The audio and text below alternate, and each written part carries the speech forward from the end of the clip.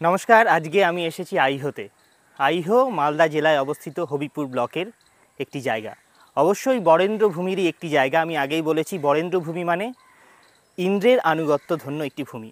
আমাদের এই আইহোতেই কিন্তু একটি মোহনা আছে, আপনারা অনেকেই জানেন না। আমরা মহাকুম্ভতে গিয়েছিলাম স্নান করার জন্য, ত্রিবেণী সঙ্গমে গিয়েছিলাম, কিন্তু আইহোতেও কিন্তু একটি সঙ্গম রয়েছে, যেটি হচ্ছে মহানন্দা আর টাঙ্গনের মিলনস্থল। এই দিকটায় দেখালে দেখা যাবে, এই দিকটা হচ্ছে টাঙ্গন নদী, ডান দিক থেকে এসছে, আর ওই বরাবর মালদা থেকে এসে মহানন্দা নদীটা এই বরাবর চলে গেছে।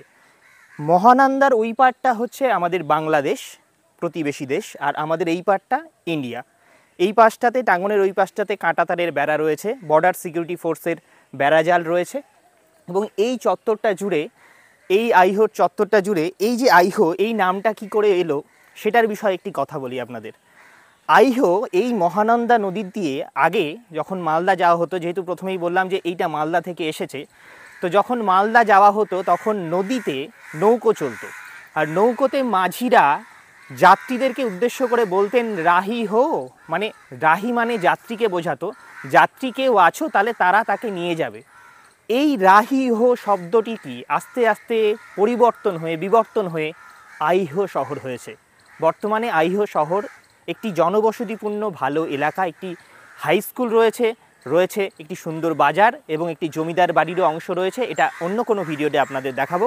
তো এইভাবেই এই আইহো নামটি এসেছে এই মোহনার অঞ্চল জুড়ে, ওপারে বাংলাদেশ, আমাদের প্রতিবেশী রাষ্ট্র। দেখুন, একটি স্পিড বোট চলে যাচ্ছে, যাতে আমাদের জাতীয় পতাকা, ভারতবর্ষের জাতীয় পতাকা লাগানো রয়েছে। আমাদের এই আইহোতে আমি আগেই বলেছি যে এটি বরেন্দ্রভূমির অংশ। এই অঞ্চল দুটি ভূপ্রাকৃতিক অঞ্চলকে অন্তর্ভুক্ত করে, পূর্বে বরেন্দ্র এবং পশ্চিমে তাল। পূর্ব অংশ তুলনামূলকভাবে উঁচু, কোনো কোনো জায়গায় সমুদ্রপৃষ্ঠ থেকে 40 মিটার পর্যন্ত উঁচু এবং অসম। পূর্ব অঞ্চলের মাটি লালচে রঙের, শক্ত লবণাক্ত কাদামাটিতে, এবং মাটি লোহার মতো শক্ত। এটি মহানন্দা নদীর পূর্বে অবস্থিত, যেমনটি এই মহানন্দা নদী আর এখানটায় টাঙ্গন নদীর এই সঙ্গমস্থল মোহনাতে রয়েছি আমরা। মহানন্দা নদীর পশ্চিমে অবস্থিত এলাকা তাল একটি সমতল নিম্নভূমি এবং অগণিত জলাভূমি, বিল এবং ষাঁড়ের হ্রদে পরিপূর্ণ। তাল এলাকাটি স্থানীয় নদী দ্বারা প্লাবিত হওয়ার ঝুঁকিতে রয়েছে। মোট এলাকাটি মূলত গ্রামীণ।